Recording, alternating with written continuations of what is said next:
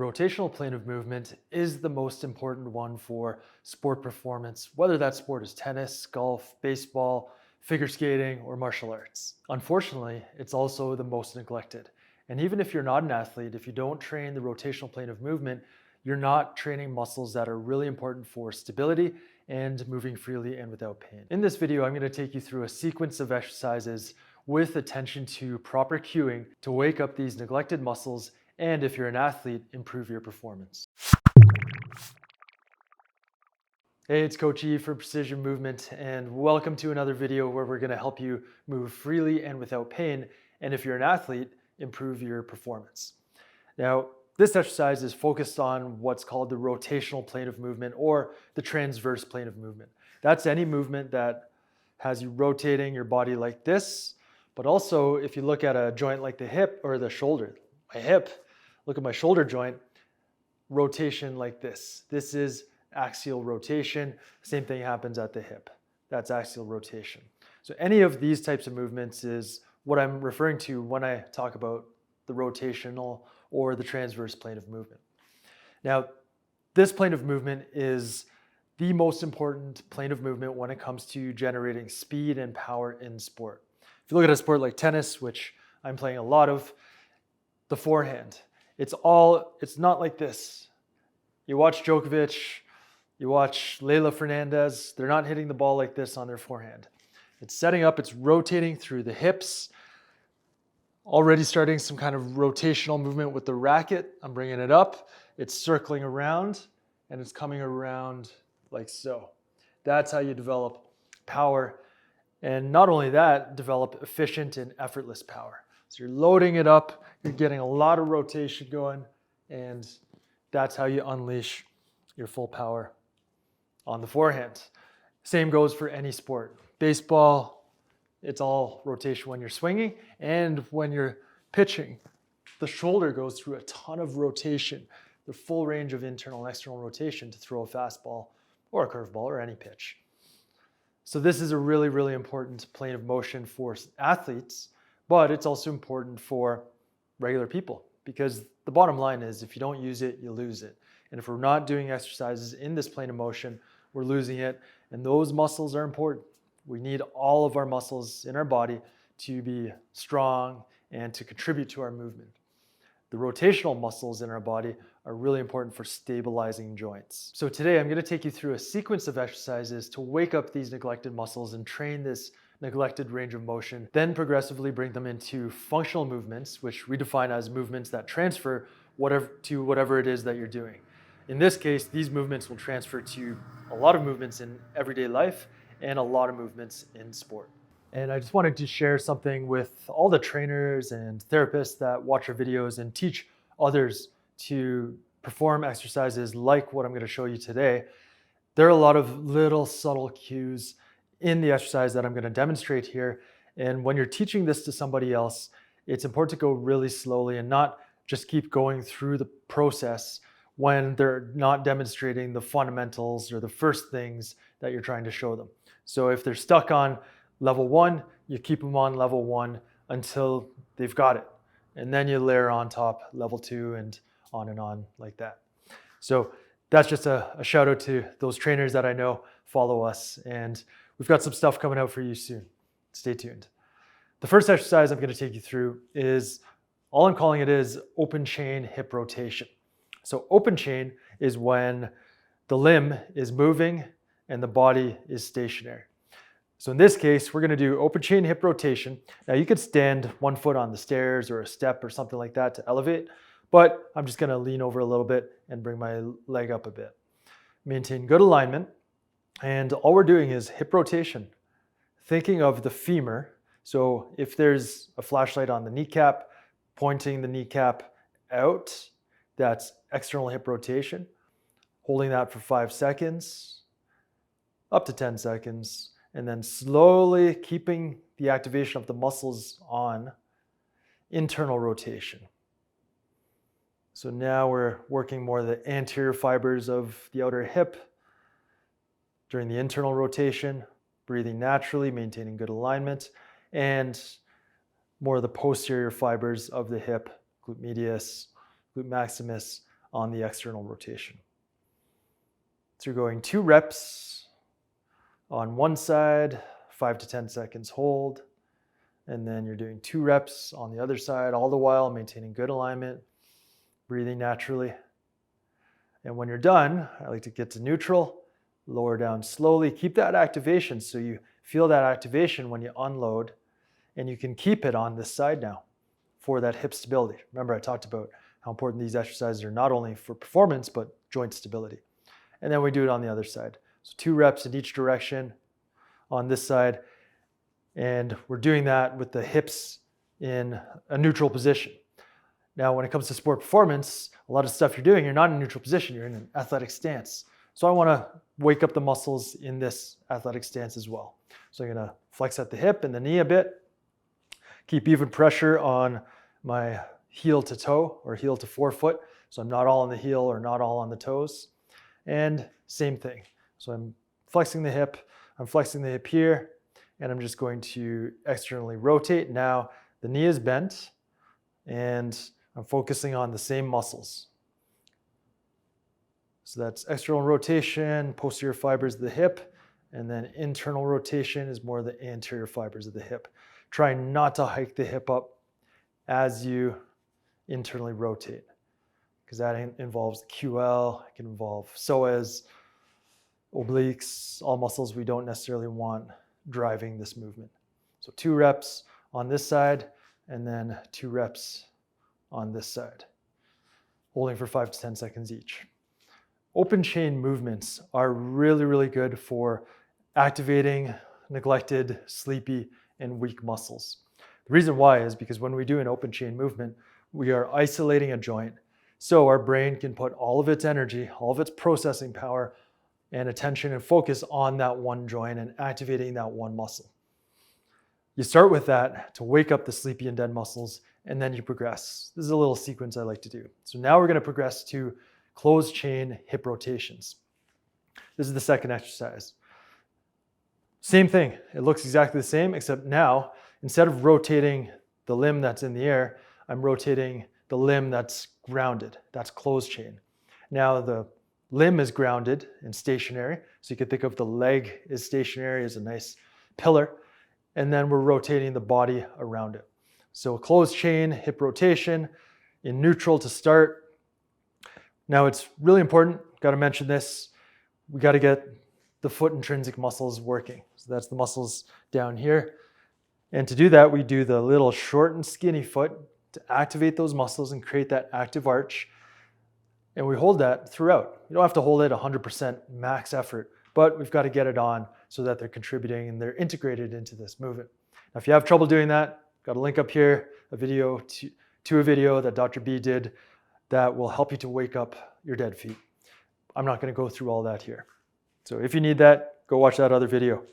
It'll be also in the description.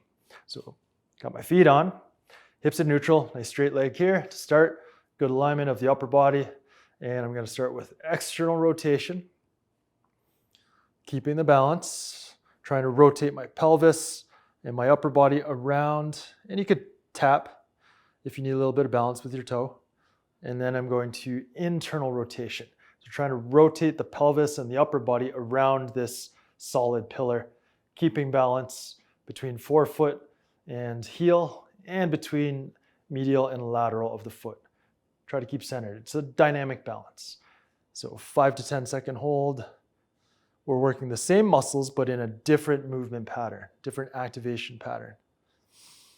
Breathing, keeping good alignment, and try to get the muscles to perform the movement, to actively perform the movement and stay on as you're going through internal and external rotation.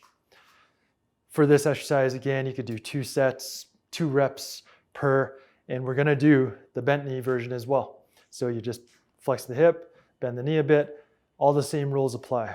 Got my short and skinny foot, my active arch going there, good posture. So this is more of like an athletic stance. And then rotating, that's internal rotation, holding for 5 to 10 seconds. And then external rotation, keeping my balance, keeping my alignment, my breathing, my foot activation. and performing a set with the flexed knee and flexed hip. Again, that's 2 sets, 2 reps per in each hip and knee position, so straight and bent, holding each rep for 5 to 10 seconds. And it's really important at the end range of motion, you are trying to get deeper into that range of motion. So if I'm doing internal rotation, closed chain here, I'm trying to go more. I'm trying to get deeper. I'm activating that muscle, contracting that muscle as much as I can. I'm not just hanging out. I could just hang out here. It looks exactly the same. I'm not moving anywhere, but there's no effort and there's no strength being built. So try to get deeper into the range of motion. That's how you best wake up the muscle and build strength in it. Now we're on to the third and final exercise of this little sequence, which I'm calling ground up rotation. For this exercise, you'll need a cable or a functional trainer set up around belly button height, give or take 6 inches. So you've got some leeway to play with here. The key to this exercise is your sequence of your movement and activation pattern. For this exercise and for sport, the way that you want to think of it is the thing that you want to fire first, or the muscle or the joint you want working first, you want to load it up last. So in this case, we're loading up the hip. We want to fire and drive and get the power from the hip first and then transfer that power to the upper body. That's how you do it for a tennis swing, a baseball swing, a golf swing. So we want to load the hip up last. So this is how we do it. So I'm going to grab my cable here and I'm going to hold it. I like to hold it with the outside hand on first, but it doesn't really matter too much. And I'm going to take an athletic stance. That's a good place to start for any sport that you're doing. And the cable, the line of action is this way, so I'm just going to turn my body a little bit. So what I said was the thing that you want, or the area you want firing first and moving first, is the one that you want to load up last. So let's say this is my end position of this exercise. Elbows in tight, shoulders back, good alignment. I want to rotate around the spine like the spine is a column. So my shoulders will rotate around this solid column, which is my spine. So I'm keeping good posture there. And I'm going to rotate back with my upper body first, and then I'm going to rotate in with through my hips and through my lower body. So now I've got a good amount of coil, a good amount of rotation here. So I'm firing from the hips first, and then I finish with the upper body. Keeping good alignment through the foot and the thigh here. So my foot's pointing in that direction, my thigh is pointing that direction. I'm not broken there, I'm not broken out there. My foot's solid and planted on the ground. So again, I'm rotating upper body first, and then finish with the lower body coil. Once I'm loaded up sufficiently and fully, I drive through the hip first. I can keep my eyes back on the cable, and then I finish with the upper body. I'm going to hold it here for 5 seconds or so, breathing, fixing my alignment if I need to, and then I'm rotating back, upper body first. You can keep your head forwards. This is very transferable to sport, dissociating the neck and the head from the upper body, or from the lower and upper body. There, loaded, and then so on and so on, repeat for the desired number of reps and sets. So that's a really important key there, that sequence of movements. You want to get the correct sequence of movement and train it slowly before you can do it at full speed. Because at full speed, you might not be able to be aware of what is moving first or what is moving last. So if we do it slowly, we can ensure that those muscles have, and the activation pattern has that neuromuscular integration. We're building those neuromuscular pathways slowly, and we know we're doing it in the way that we want to do it before you transfer it to a high-speed situation. Because if you don't have it in this low-speed situation, you're not going to get it in the high-speed situation. Because here, if you're going quick, what's going first? Is it my hips? Is it my upper body? I don't know. But when I go slow and I break it down, I can do upper body and then do hips and then start with hips and then finish with upper body. That's how we're training the correct and the most efficient and powerful movement patterns that we need for sport. Now, one little tip, one thing that I like to do, especially with people who are new to loading up the body in this way, is I like to focus on this end range of motion here, the load, a little bit, where instead of going through the full rotation with the upper body, I'm loading up the hip and I'm just practicing the driving from the hip first. So I keep the elbow stuck, the upper body doesn't move, drive from the hip first, and just do that first part of the movement. It's all the hip, because that's where people tend to not use when they're performing sporting techniques like a tennis forehand. It's a lot of core rotation, a lot of shoulder and arm, but the hips are not involved. So train the hip only to start. It's also a good way, if you like feeling the burn in muscles, that, especially in muscles that you've never used before, it's a good way to feel that in the glutes and the deep hip muscles there. So there is the ground up rotation. For this, you can do 2 sets, up to 4 sets. I would do a little more sets here with these integrated movements, and doing anywhere from 4 to 8 repetitions per set.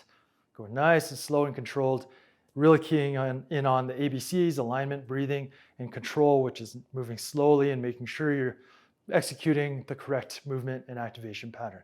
To recap the exercises we went through today, we started with open chain hip rotation. We did 2 sets times 2 reps per, that's per side and per position of the lower body, holding for 5 to 10 seconds, working at that end range of motion, trying to get deeper into the end range. This is really good for activating the hip rotators and the stabilizers. Next up, we moved to closed chain hip rotation, again performed for 2 sets times 2 reps per, 5 to 10 second holds. Finally, we ended with a ground up rotation exercise. And for this exercise, you can do 2 to 4 sets, working with 4 to 8 reps per set. And this last exercise is great for transferring all the work we did with the previous exercises into a movement pattern that's applicable to life and sport. So that's a little sequence for you athletes to increase your sport performance, and for everybody to wake up muscles that are neglected, to train this range of motion and these movements that we don't often train, to keep our bodies moving freely and without pain. Thank you for watching. Thank you for joining us here. Hope to see you very, very soon with another video. And in the meantime, we've got some other content here and here. And we've got our ROM Coach app, which we've got a lot planned for in 2024. So make sure you download it and make sure you start using it.